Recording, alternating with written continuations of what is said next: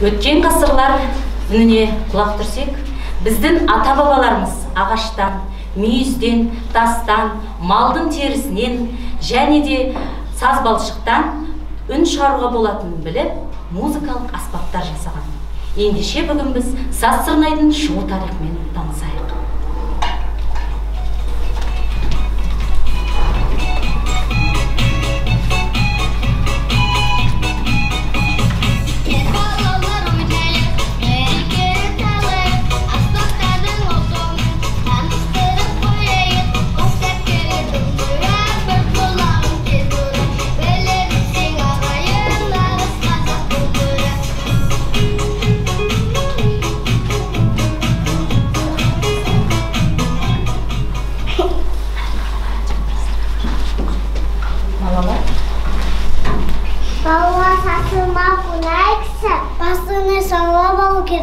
Alma ketті домалап, күші бол аралып, кіп алманы табаты, соғы ойында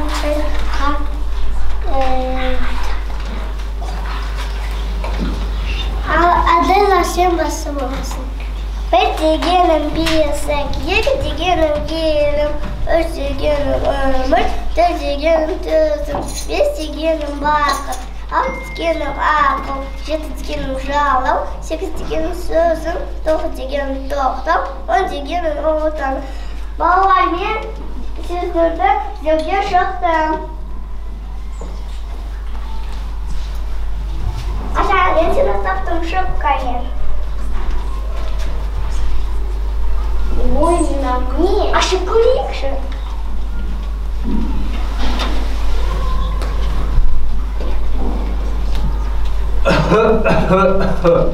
Сәлеметсіңдер ме балалар? Сәлеметсіз бе ата?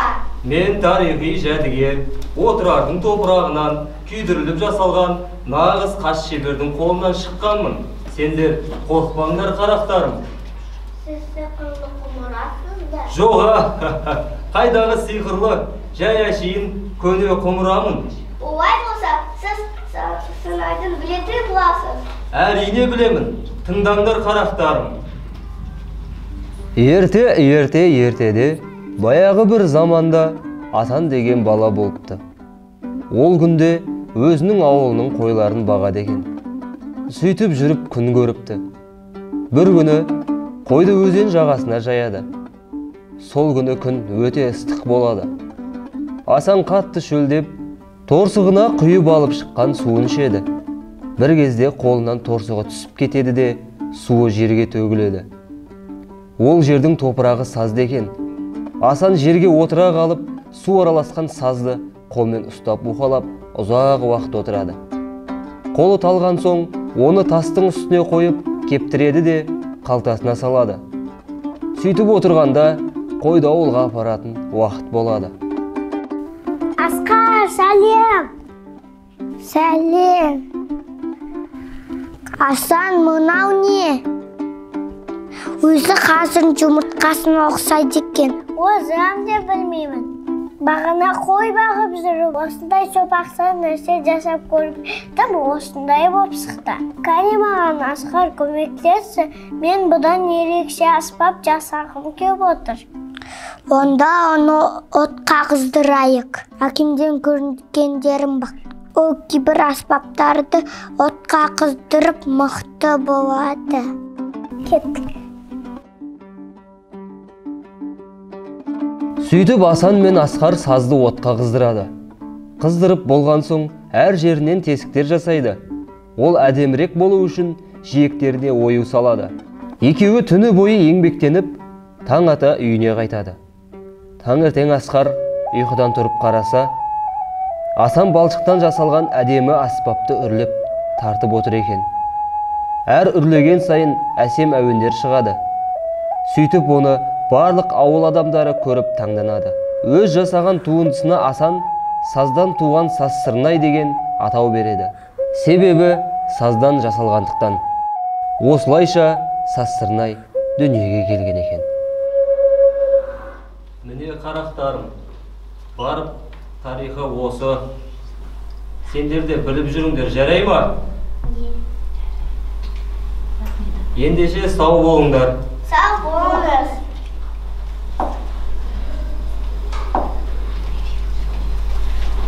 Қыздар, сендер не көрдіңдер? Не жасады жаңа? Сасырнай жасады. Ал сендер енді жасап көргілерің келе ме? Иә. Ендеше қазір сасырнай жасайық. Жүріңдер киініп келіп.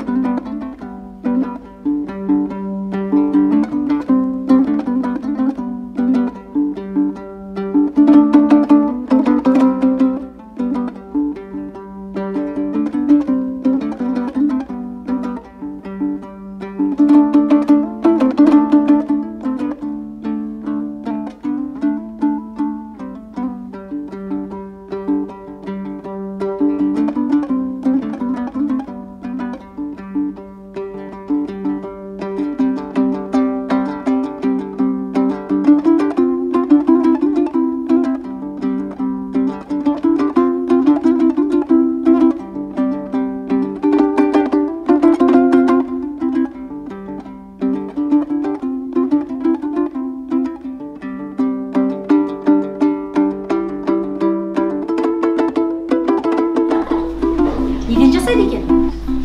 Не ол? Қандай зат? Саз? Саз балшық, иә? Сасырнайдың атауының өзі сасырнай дейді. Яғни ол саз балшықтан жасалынған екен. Көрдіңдер ме? Өзі жұмыртқа тәріздес екен. Аға, қалай жасап жатсыз? Айтып беріңізші.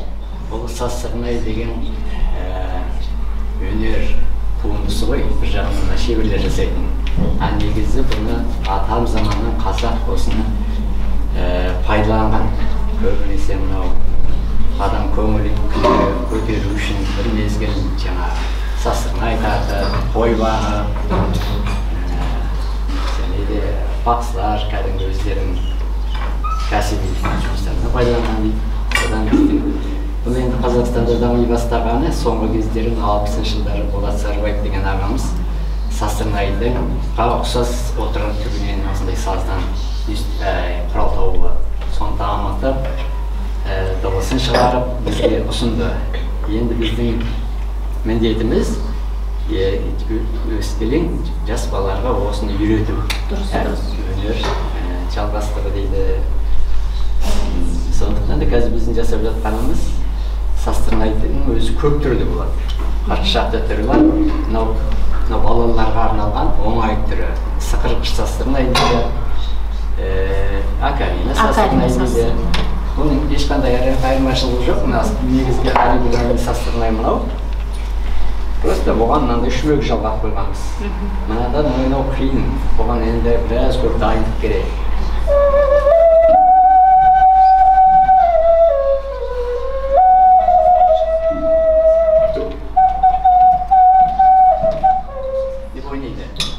Тамаша иә үні, иә? Неге ұқсайды үні балалар?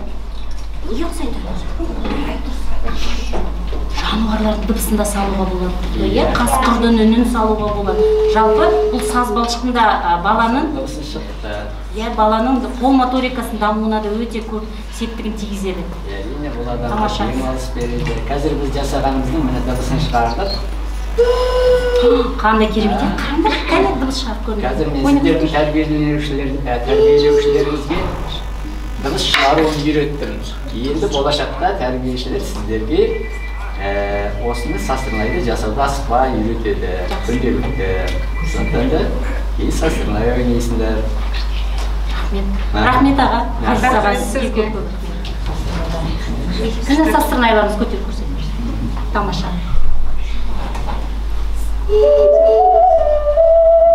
Тесіктер қалды енді? Жақсы, рахмет аға. Жақсы, рахмет.